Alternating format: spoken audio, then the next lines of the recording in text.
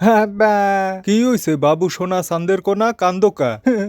আরে আমার লক্ষ্মী ছেলে সোনামণি কি হইছে তোমার? আব্বা আমি একটা ছাগল কিনছি। ছাগল কেনছো ভালো কথা, এতে কান্দাকাটির কি আছে? কির ফানে কেনছো, কোরবানি দেবা? হয়। মাশাআল্লাহ, এত খুশির খবর, কোরবানি দেবা, এটা তো আনন্দের খবর, এত কান্দাকাটির কি আছে?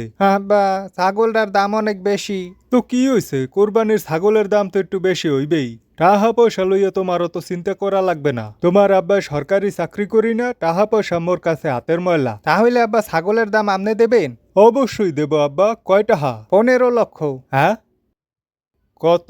15 লক্ষ টাহা চাইছে, 12 লক্ষ দিলেই হইবে। তুই 15 লক্ষ টাহা দিয়া ছাগল কেনছো? হয়। তুই আর এখন হইতে আমারে আব্বা ডাকবি না। কি?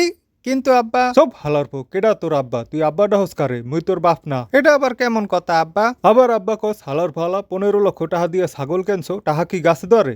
মানুষে শুনলে আমারে থইবে, এত টাহা কিভাবে কামাই হেয়ার হিসাব চাইবে না? আব্বা চুপ, একদম কান্দাকাটি করবি না। তোরে আর এখন হইতে মুই চিনি না, আমার পরিচয় দিবি না কারো কাছে। হালার ফালা 15 লক্ষ টাহার ছাগল কিনা এখন আইছে আব্বা ডাকতে। দুদুকে হনলে দিহি মোরে দেশ ছাড়া করবে।